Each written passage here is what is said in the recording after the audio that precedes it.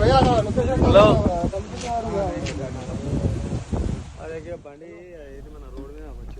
ఉమ్మడి మెదక్ జిల్లా వ్యాప్తంగా గాలివాన బీభత్సం సృష్టించింది. ఉరుములు, మెరుపులు, ఈదురుగాలులతో కూడిన వర్షానికి పలుచోట్ల చెట్లు విరిగి రోడ్లపై పడ్డాయి. గజ్వేల్ మండలం అక్కారం వెళ్లే రాజీవ్ రహదారిపై ఈదురుగాలులకు చెట్లు విరిగిపడ్డాయి. దీంతో రాకపోకలకు అంతరాయం ఏర్పడింది. కరెంటు స్తంభాలు నేలకూలాయి. దీంతో రాత్రంతా విద్యుత్ సరఫరా నిలిచిపోయింది. మరోవైపు వర్షానికి గ్రామాల్లో ధాన్యం తడిసిపోయింది. సిద్దిపేట జిల్లా ములుగు మండలం క్షీరసాగర్లో వర్షానికి వడ్లు తడిసిపోయాయి. మెదక్ జిల్లా శివంపేట, నర్సాపూర్లోనూ భారీగా పంట నష్టం వాటిల్లింది.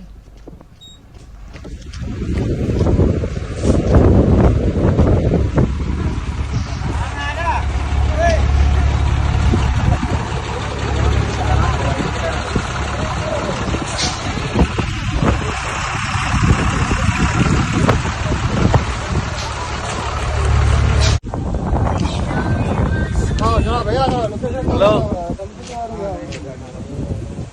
అదే బండి ఇది మన రోడ్డు మీద వచ్చింది దూరం జరగండి.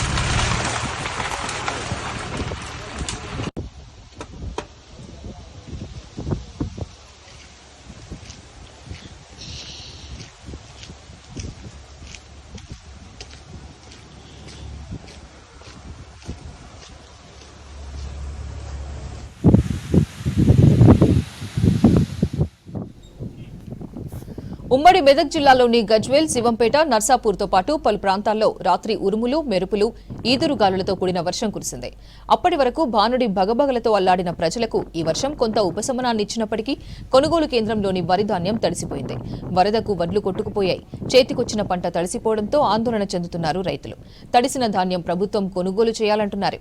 గాలి దుమారానికి పలుచోట్ల చెట్లు విరిగిపడ్డాయి. దీంతో రాకపోకలకు అంతరాయం ఏర్పడింది.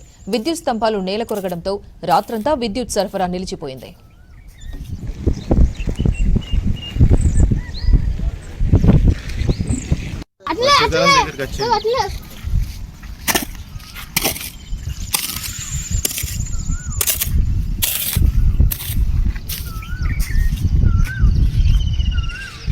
రాత్రిలో వచ్చిపోయినాం. రాత్రి ఇవన్నీ కప్పికరం దాకదలు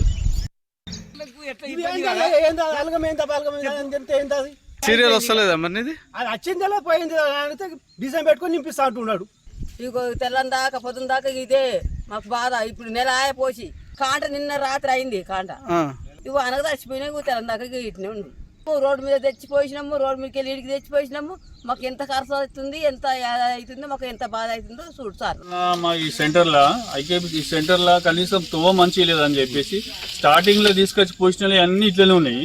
అదే స్టేషన్లో మన సెంటర్ ఒకటే స్టేషన్లో రోడ్డుకు పోసినాయి అని చెప్పి వెనకకెళ్ళి పోసినాయి రైతులు అన్ని కాంటలు అయిపోయినాయి, వెళ్ళిపోయినాయి. ముందుగా పోసినాయి తవ్వ బాగలేదని చెప్పి అధికారులు వీళ్ళు సెంటర్లో ఉన్న అది రెవెన్యూ అధికారుల నిర్లక్ష్యం మెయిన్ దీంట్లో కొట్టేసినట్టు కనిపిస్తుంది.